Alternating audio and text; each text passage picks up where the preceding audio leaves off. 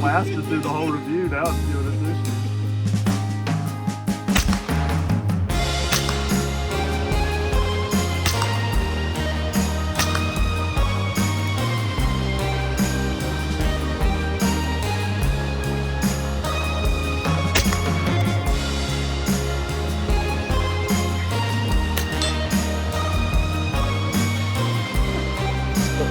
Let's go about a 4 to 6 inch drop. Definitely going to be a bolt gun being subs. Alright, so let's clear this one by itself, put the dot right on top.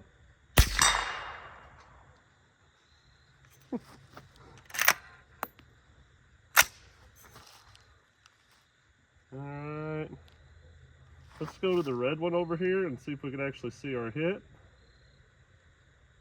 So we're going to put it right there. Hopefully we have a hit right about where the bottom hash mark is. Yeah, right at the bottom. Let's see if it'll show up on an infinity. So, infinity silhouette, dead center. Oh yeah, dude, look at that. Actually, look through here. Can you see the, so many. See the shot? Oh, yeah. That's the easiest way to zero these things. Right. Just wait till it's cool so you can see the heat signature on the infinity. Okay, that's a good idea. So, all right, let's go headshot here. All right, headshot. We're only at about 25 here. Money. So I'll put it right on the top of the frickin' line. Drop probably about 2.5, 3 inches. What's going on, y'all? Today we are talking about the Burris BTS35 V2, guys. One of the newest thermals in Burris's lineup of thermals, and I must say one of the coolest things that we've had the honor of reviewing. But before we jump into this, I need to take a quick second and thank Burris themselves directly. Guys, thanks for sending us out this BTS35 to review here at GunMade. It's been a very good time, and we do appreciate the opportunity to do so. So big shout out to them, guys. Go follow them on all their platforms, Facebook, Instagram, and check out their website. Now, let's jump into this thermal, guys. This thing is ranging at around 3,000 MSRP, and of course you can find that a little bit cheaper depending on where you're looking dealer-wise. But this thing is loaded with features and I think comes really well priced for what you're getting out of this thing. Number one, talking about how this thing is powered. This thing uses two 18650 type of batteries. Those are the long CR123 type of width looking ones, guys. This is an internal and an external battery. So you have one that you can remove and charge separately from the unit itself. And you have an internal one that you do not have access to that you can charge by the charging port over here that is exposed on this side. That is using a USB-C that does come in this case. So you are already loaded down with the ability to recharge both of your batteries that come with this thing. So cord on that side, your internal or your external battery pack that plugs into any kind of power brick or charging system that you may have, that will charge your external 18650 battery as well. But moving on from then, guys, you do have a lot of battery life with this thing. The external battery does drain fairly quickly. It'll drain in a couple of hours of time, if not sooner, having that thing on. But the internal battery seems to be a little bit better quality and lasts quite a bit longer. But it does not have to have the external battery in it to work. And now when you're looking on the screen, it just shows the internal battery at basically full, while the external battery is not even showing up. But once you put that external battery in there, the other little battery symbol will pop up and show you the battery life of that as well. Moving on from power, guys, the manipulations of this thing are very, very cool. very easy to use as well. So your rigidness of the front focus and the rear diopter here are very easy to manipulate in case it is very dark outside, as well as a simple power button on the left hand side that you hold to power on, hold to power off as well. A turret style single knob here that pretty much operates anything else that you're going to do with this. And then of course your battery pack that you could easily open and close out there in the darkness as well. But the manipulations, guys, like I said, you just power this thing on by holding it on, powering it off by holding it off. This thing with the settings and all this is your menu knob and everything here. So all you simply do is click this in, and that brings up your settings menu. Now, before we go into that, I'm going to exit back out. When this thing is not clicked in, it is actually your zoom as well. So you have 12 or 14 different levels of zoom, I believe, on this thing itself. And it goes from 1 times all the way up to 4 times, but it goes in about 0.2 increments. So think 1, 1.2, 1.4, etc., all the way up to 4 itself. And to operate that, all you do is simply turn this thing on. Now, going back into the settings, you would hit the button itself. That would bring you into the settings menu.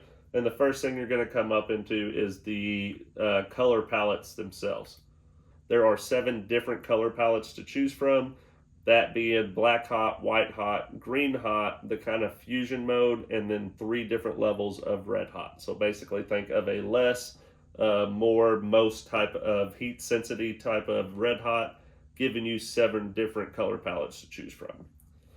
When it comes to the reticle choosing system, you have multiple colors and 10 different reticles to choose from. So overall, you have the ability to get this between the color palettes and the reticle exactly the way you want and to show up the best that you want out there, no matter what you're looking at. So very dang cool that you have that option to change in between that. We were able to use a red crosshair that looked pretty dang good on everything and showed up pretty dang well across the board, because even with the red hot was in spots, so the red reticle did work pretty dang well. Reticle changing, very easy to zero, especially if you guys have something that is heat sensitive. So think of like the infinity targets that we were using in the video itself. If you can shoot one of those, guys, you can get this thing zeroed in very minimal effort, especially if you can see that quite well. You would think maybe absolutely within 10 rounds, if not even less, be able to quickly zero this thing by changing that, taking one shot and then quickly changing that reticle to where that top was. Once you do that and save it, it automatically kind of calibrates it and puts it back where it needs to be, but it gets you hooked up and zeroed very, very quickly. And that was one thing that I was like astonished with, because I'd never really zeroed a thermal very well before, and I was a little nervous about that. So getting through that quickly was very dang cool. And even though I did not get lucky on any of my hunts and stakeouts this time, I was ready for it with a zeroed optic when I had this thing. So I did feel comfortable knowing that. But yeah, very easy to work and use, guys. You know, last thing on this thing, it does have a American Defense Manufacturing mount. So this is a quick detach mount. All you do simply is hit those buttons, and then you can set this thing up very dang easily. This thing is an absolute boat. Or a submarine of a unit. It is weighing at roughly 2 pounds for this thing, so you are adding quite a bit of weight. A lot of times when you're shooting with this, you're sitting on a tripod and stuff anyway, so that's not the most important thing, but it is a chunky thermal for sure. There is a lot going on inside of this thing, so having all those sensors and abilities to see what you are seeing, plus having the quality of build to keep this thing from being destroyed on an accidental drop, bump, or something like that is very important. So I think Burris has done a very good job of providing us a decent thermal for the price here, especially compared to what a lot of people charge more for.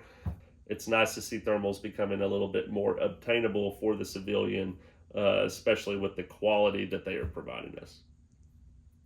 But you know, with that and the remote viewing, you do have the ability to record while you were using this thing. We were not able to figure out a way to onboard record, so I don't think that there's a memory card or anything stored in this.